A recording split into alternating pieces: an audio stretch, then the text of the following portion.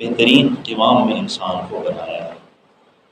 تو اللہ نے اس کو خوبصورت بنایا ہے تاکہ اس کی زندگی کا ہر پہلو خوبصورت ہو، انفرادی اعتبار سے بھی اور اجتماعی اعتبار سے۔ ہر فرد کامیاب ہو اور افراد سے مل کے جو معاشرہ وجود میں آتا ہے وہ بھی کامیاب ہو۔ اور کامیابی کے لیے اللہ رب العزت جو لفظ بار بار استعمال فرماتے ہیں اسے فلاح کہتے ہیں۔ ہم 5 مرتبہ سنتے بھی ہیں، حی علی الفلاح، آؤ کامیابی کی طرف۔ یہ فلاح کا جو لفظ ہے یہ ساری کامیابیوں کو شامل ہے، وہ وقتی کامیابی، وہ مستقل کامیابی، وہ فرد کی کامیابی، وہ معاشرے کی کامیابی، انسان کا اجتماع چھوٹا ہو، گھر کا اجتماع ہو، محلے کا اجتماع ہو، علاقے کا یا ملکوں کا، ہر اجتماع کی جو کامیابی ہے، یعنی ہر مجمع کی، ہر فرد کی، ہر جماعت کی، اس کو ہم فلاح کہتے ہیں۔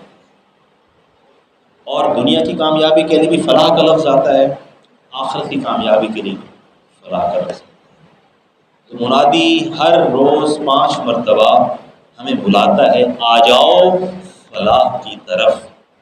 تم اس وقت جن جن کاموں کے اندر مصروف ہو، اگر تم یہ سمجھ رہے ہو کہ وہاں کامیابی ہے تو سن لو، چھوڑ دو، آؤ فلاح کی طرف۔ وہاں کامیابی نظر بظاہر آ رہی ہوگی، وہ دھوکہ ہوگا، وہ غلط فہمی ہوگی، وہ شیطان کا ڈالا ہوا وسوسہ ہوگا، حقیقی کامیابی وہاں نہیں ہے، یہاں ہے۔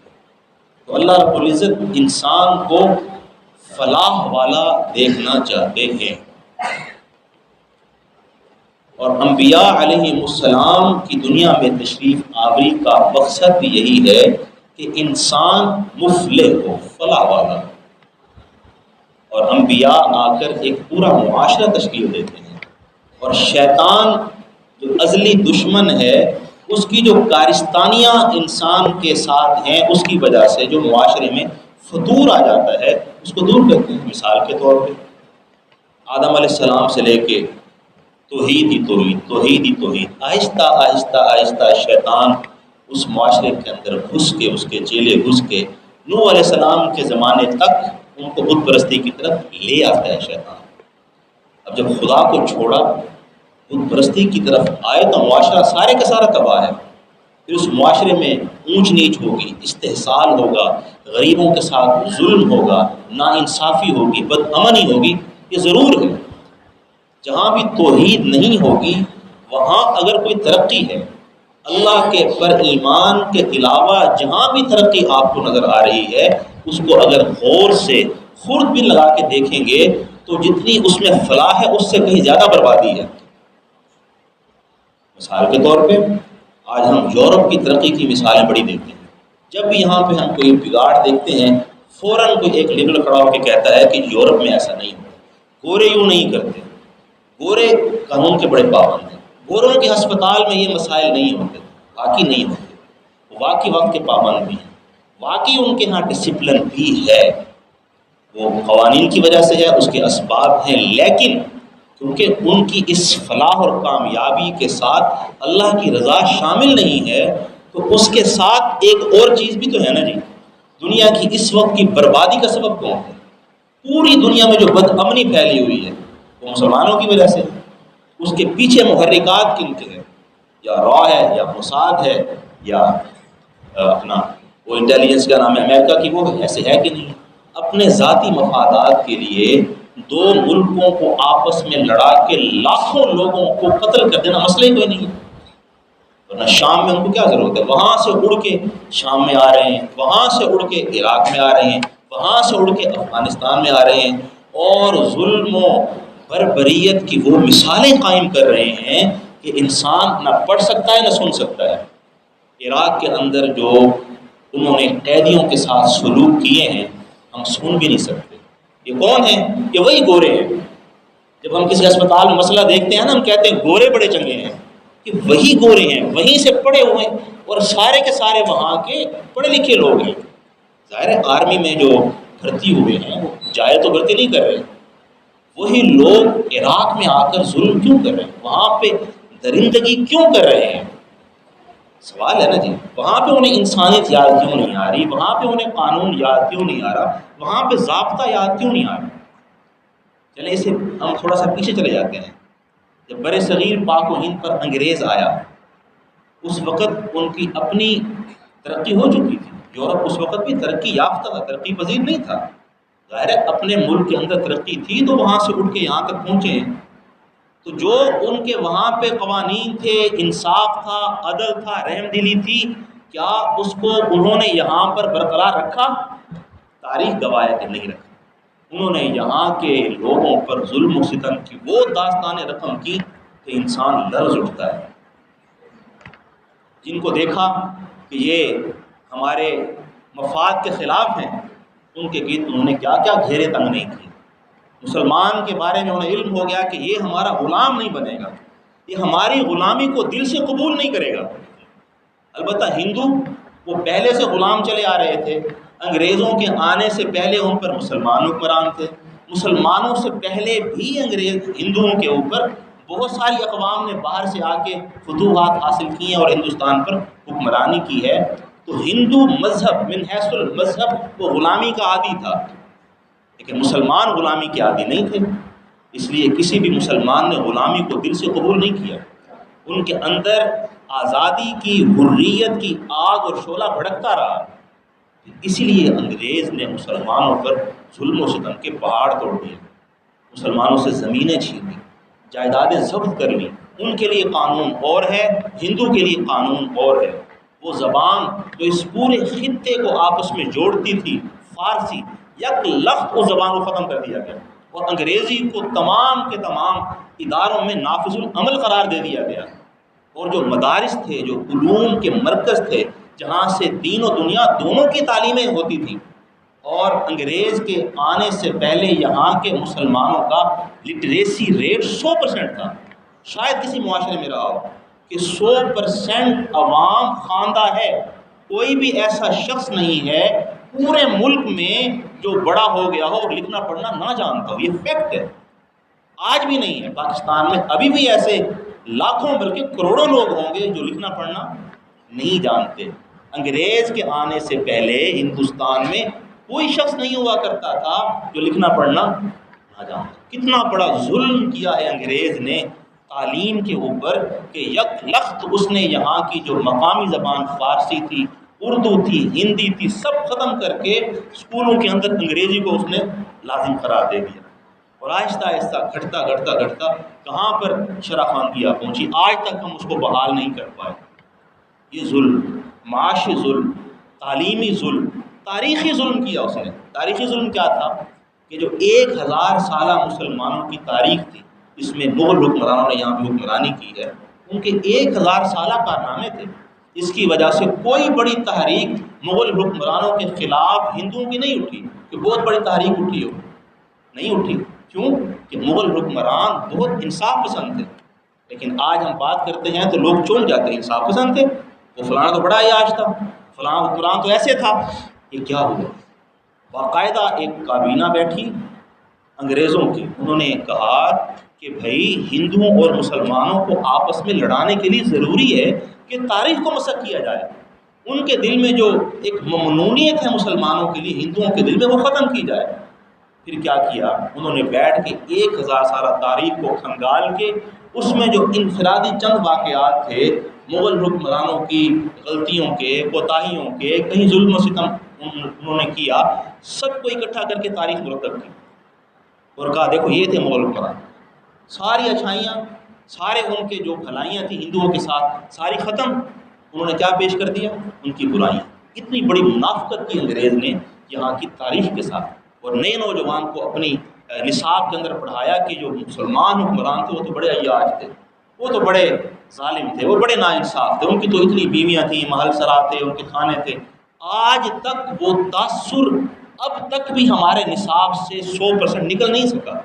آج بھی کسی عام پڑھے لکھے شخص سے مغل حکمرانوں کا تذکرہ کیا جائے تو خوبیوں سے زیادہ خامیاں ذہن میں زیادہ ابھرتی ہیں۔ یہ فیکٹ ہے، حقیقت ہے، یہ ان کا لگایا ہوا پودا ہے، وہی نصاب ہے جو کسی حد تک بعد میں بھی یہاں پہ کچھ نہ کچھ اثر پذیر رہا۔ تو میں عرض یہ کر رہا تھا کہ کوئی بھی قوم ہے اس نے ترقی کی ہے۔ اگر اللہ کی رضا شامل نہ ہو تو ترقی سے زیادہ تنزلی لے کے آتی ہے۔ اگرچہ ایک حصے میں ترقی نظر آ رہی ہوتی ہے لیکن اس سے بڑے حصے میں تباہی و بربادی ہوتی ہے۔ اس کی مثال آج کی یورپ کی ترقی ہے، اور یہ ترقی پھر اندر سے کھوکھلی بھی ہو چکی ہے، آہستہ آہستہ پھر کھوکھلی بھی ہو جاتی ہے۔ آج یورپ کی اکثر ان کے جو افراد ہیں وہ قلبی بے چینی کا شکار ہے، عام ہے، خاندانی نظام کے ٹوٹ پھوٹ کا شکار ہے، خاندان ختم ہو رہے ہیں۔ یہاں پہ دیکھنے میں پورے جہانیہ میں ایک بھی اولڈ ہوم نہیں ہے، وہاں کے ہر شہر میں آپ کو اولڈ ہوم نظر آئیں گے۔ اولڈ ہوم کس بات کی علامت ہے؟ خاندان کے ٹوٹنے کی علامت، کہ باپ اور بیٹے کا، ماں اور بیٹی کا رشتہ ختم۔ جیسے ہی باپ اب بظاہر مفید نہیں رہا، کوئی مالی اعتبار سے فائدہ مند نہیں رہا، اٹھاؤ اس کو، کہاں ڈال دو اس کو؟ اولڈ ہوم میں۔ جبکہ یہاں پہ آج بھی اکثریت میں آج بھی والد ہے، آخری سانس تک اس کی قدر ہے، اس کی اہمیت ہے۔ وہ 20 سال تک چارپائی پہ بیٹھا ہوا ہے، صرف دیکھ رہا ہے تو ساری اولاد اسے جھجکتی ہے، آنکھ جھکاتی ہے۔ یہ اسلام کی برکت ہے۔ جبکہ وہاں پہ اب تو یہاں بھی جو لبرل لوگ ہیں، اولڈ ہوم کی اکثر ہمیں صدائیں نظر آتی ہیں۔ تو اسلام یا اللہ کی رضا کے ساتھ جو بھی قوم آتی ہے وہی قوم پائیدار ہوتی ہے، اور اس کی ترقی اور اس کی جو فلاح ہوتی ہے وہ اپنے لیے بھی ہوتی ہے، غیروں کے لیے بھی ہوتی ہے۔ اس کی مثال اصحاب محمد صلی اللہ علیہ وسلم کی ترقی، ان کے بارے میں قرآن نے کیا فرمایا؟ اولئک هم المفلحون ولا تہنوا ولا تحزنوا وانتم الاعلون، تم ہی بلند ہو، تم ہی فلاح پانے والے ہو۔ صحابہ نے ایمان اعمال کے ذریعے اللہ کو راضی کیا تو اللہ نے ان کو فلاح دی، اللہ نے ان کو ترقی دی۔ انہوں نے آدھی سے زیادہ دنیا پر حکمرانی کی۔ حضرت عثمان کے دور میں، حضرت امیر معاویہ کے دور میں آدھی سے زیادہ دنیا پر مسلمان حکمران تھے۔ یہی دنیا، آدھا یورپ ہمارے قبضے میں تھا، ایران ہمارے قبضے میں تھا، افریقہ ہمارے قبضے میں تھا، عرب سارا ہمارے قبضے میں تھا۔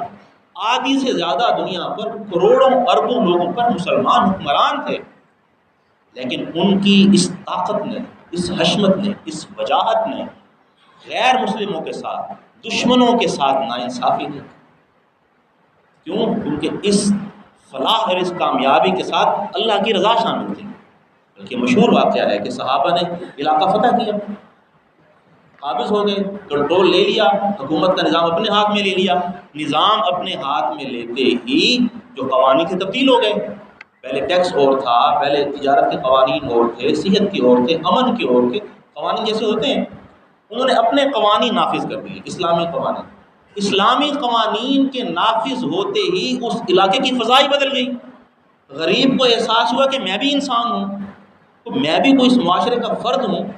یہاں پہ تو عام آدمی پتہ نہیں ہو اس کو اوپر والے انسان سمجھتے کہ نہیں سمجھتے، نہ اس کی خوراک خالص، پتہ نہیں جو ہم دودھ پی رہے ہیں وہ دودھ ہے کہ نہیں ہے، جو پانی ہم پی رہے ہیں وہ پانی ہے کہ نہیں ہے، جو ہم ڈسپرین کی گولی کھا رہے ہیں وہ ہے کہ نہیں ہے۔ تو پتہ ہے اعتبار ہے کسی دوائی کا، کسی سیرپ کا، کسی خوراک کا کوئی اعتبار ہے؟ کوئی اعتبار نہیں۔ یعنی انسانی جان اس معاشرے میں اس قدر بے اہمیت ہو چکی ہے کہ کسی کو پرواہ تک کوئی نہیں۔ ایک سرکاری افسر گزر جائے تو ہزاروں لاکھوں لوگ بند ہو جاتے ہیں، ایسے ہے کہ نہیں؟ کیوں؟ کہ ایک حکمران گزر رہا ہے، عام فرد کی کوئی اہمیت ہی نہیں۔ جب صحابہ آئے تو عام فرد کو محسوس ہوا کہ میں تو انسان ہوں، میری تو کوئی اہمیت ہے، میرے تو کوئی حقوق ہیں جو حکمرانوں کے ذمے ہیں، تو اب ادا ہونے شروع ہوئے۔ کچھ عرصے بعد پیچھے سے امیر صاحب نے حکم دیا کہ اس علاقے کو خالی کر دو، جو پہلے حکمران تھے ان کو واپس کر دو۔ غالباً علاقہ یہودیوں کا تھا، تو جو اس وقت صحابہ تھے انہوں نے علاقہ خالی کیا اور وہاں سے جانے لگے۔ انتظامات میں ہم جا رہے ہیں، اعلان کر دیا کہ ہم جا رہے ہیں، جو پہلے والے لوگ تھے واپس آ جائیں، اپنا کنٹرول سنبھالیں۔ تو تاریخ گواہ ہے کہ وہ کافر روڈوں پہ نکل آئے، انہوں نے احتجاج شروع کر دیا کہ آپ یہاں سے واپس نہ جائیں، ہمارے ساتھ جو ظلم ہو رہا تھا اب جا کے ہم نے سکھ کا سانس لیا ہے۔ یہ تاریخ میں کبھی نہیں ہوا کہ دشمن کے حق میں روڈوں پہ لوگ نکل آئے۔ یہ کیا تھا؟ یہ اللہ رب العزت کی رضا کے ساتھ ایک کامیابی تھی۔ جو اللہ کی رضا کے ساتھ کامیابی ہوتی ہے وہی حقیقی کامیابی ہوتی ہے۔ آج مسلمان دنیا میں زوال پذیر ہے، سب کو پتہ ہے، نہ ہمارے پاس تعلیم ہے، نہ ہمارے پاس صحت ہے، نہ ہمارے پاس طاقت ہے، کچھ ہے؟ کچھ بھی نہیں ہے۔ آج ہمارا بجٹ کون بناتا ہے؟ IMF، یعنی کافر بیٹھ کے طے کرتے ہیں کہ بجلی کا یونٹ کتنا ہوگا، وہ بیٹھ کے طے کر رہے ہیں کہ گیس کتنے کی دینی ہے ان کو، وہ بیٹھ کے طے کر رہے ہیں کہ ماچس کی ڈبی ان کو کتنے کی دینی ہے، وہ بیٹھ کے طے کر رہے ہیں کہ پیٹرول کا لیٹر کتنے کا آئے گا، وہ طے کر رہے ہیں کہ ان کی تعلیم کے لیے ان کو کتنے پیسے دینے چاہیے، وہ بیٹھ کے طے کر رہے ہیں کہ صحت کے لیے کتنے پیسے ان کو کافی ہیں۔ ایسے ہے کہ نہیں؟ اور ہم مجبور ہیں۔ کیا وجہ ہے؟ کیا ہمارے پاس افراد کی کمی ہے؟ نہیں۔ معدنیات کی کمی ہے؟ نہیں۔ وسائل کی کمی ہے؟ نہیں۔ پیسے کی کمی ہے؟ نہیں۔ کمی ہے تو اللہ کی رضا کی کمی ہے۔ وہ مدد اور نصرت جو صحابہ کے ساتھ آئی تھی، ہم ان وجوہات پر عمل نہیں کر رہے نا۔ وہ اسباب جن کی وجہ سے صحابہ نے ترقی کی تھی وہ کیا تھا؟ وہ ایمان اور عمل صالح تھی، بس بظاہر چھوٹے سے رہتا ہے، ایمان اور عمل صالح۔ ان الذین آمنوا وعملوا الصالحات، اس پر وہ قائم تھے۔ سب سے پہلے ان کا ایمان اللہ کی ذات پر تھا، اجتماعی طور پر بھی، انفرادی طور پر بھی۔ کوئی عام فرد بھی خدا کی ذات پر کامل یقین رکھتا تھا، اس کا اعتقاد تھا، کامل تھا کہ ترقی، تنزلی، کامیابی، ناکامی، عزت، ذلت صرف ایک اللہ کے ہاتھ میں۔ اور اس پہ ہم تو صرف پڑھتے ہیں نا، ہمیں علم ہے اس بات کا، انہیں یقین تھا۔ کبھی دیکھا نا بچے کو ہاتھ میں، اپنے بیٹے کو ہاتھ میں اٹھاؤں نا تو وہ چڑھنا شروع کر دیتا ہے اور چھوڑ دیتا ہے، اسے یقین ہوتا ہے کہ میرا باپ مجھے نہیں چھوڑے گا، وہ میرے اوپر چڑھنا شروع کر دیتا ہے۔ یہ ہے ایمان۔ اصل ایمان یہ ہے کہ یقین ہو کہ اللہ ہمیں اکیلا نہیں چھوڑے گا، ہمیں صرف علم ہے اس بات کا۔ صحابہ کو اس بات کا یقین تھا، یہی وجہ تھی کہ وہ دریاؤں کے اندر گھوڑے ڈال دیا کرتے تھے، وہ چلتے ہوئے کڑھا کے اندر چھلانگ لگا دیا کرتے تھے۔ اکیلا ایک عام بدو شخص کیسر و کسریٰ کے بڑے بڑے حکمرانوں کے سامنے کھڑا ہو جایا کرتا تھا اور اس کی کر و فر کو، اس کی شہنشاہت کو ٹکے کی اہمیت نہیں دیتا تھا۔ کیوں؟ اس کے مقابلے میں اللہ کی ذات بہت بڑی تھی، جس کا یقین اس کے دل میں گھر کیے ہوئے تھا۔ اسے کہتے ہیں ایمان، جو صحابہ کے اندر راسخ تھا۔ اور پھر اس ایمان کی بنیاد پہ ان کا عمل صالح تھا۔ عمل صالح کبھی ایمان کے بغیر قرآن میں آیا ہی نہیں۔ آمنوا وعملوا الصالحات، آمنوا وعملوا الصالحات، اللہ کی ذات پہ، اللہ کی صفات پہ، اس کے نبی پہ، اس کی نبوت اور رسالت پہ، آخرت پہ کامل یقین ہو اور عمل کی بنیاد اس پر ہو تو ہو نہیں سکتا کہ انسان اور مسلمان دنیا میں کامیاب نہ ہو۔ قرآن میں کیا آتا ہے؟ ولا تہنوا ولا تحزنوا، اے مومنو ولا تہنوا، مایوس بھی نہیں ہونا، ولا تحزنوا، اور تم نے غم بھی نہیں کرنا، وانتم الاعلون، تم ہی کامیاب رہو گے، تم ہی برتر رہو گے، لیکن ایک شرط، ان کنتم مؤمنین، اگر تم کیا ہو؟ ایمان۔ اب جب یہ فضا بن گئی ہے کہ ایمان بھی کمزور، اعمال بھی کمزور، ہم انفرادی طور پر بھی کمزور، اجتماعی طور پر بھی کمزور، اب حل کیا ہے؟ قرآن نے حل بتا دیا، وَلْتَكُن مِّنكُمْ أُمَّةٌ يَدْعُونَ إِلَى الْخَيْرِ وَيَأْمُرُونَ بِالْمَعْرُوفِ وَيَنْهَوْنَ عَنِ الْمُنكَرِ وَأُولَٰئِكَ هُمُ الْمُفْلِحُونَ، کہ ہر وقت تمہارے اندر ایک جماعت ایسی ہونی چاہیے جو ہر وقت لوگوں کو نیکی کا حکم کرتی رہے، مسلسل کرتی رہے، انفرادی طور پر بھی، اجتماعی طور پر بھی، اور برائی سے منع ہر وقت کرتی رہے۔ وَأُولَٰئِكَ هُمُ الْمُفْلِحُونَ، یہی لوگ کامیاب ہوں گے۔ تو صحابہ کی جو فتوحات کا مقصد تھا وہ دولت تو نہیں تھا نا، کہ تھا دولت تھا، وہ ایران تک آئے، وہ یورپ تک گئے، پیسے کے لیے گئے؟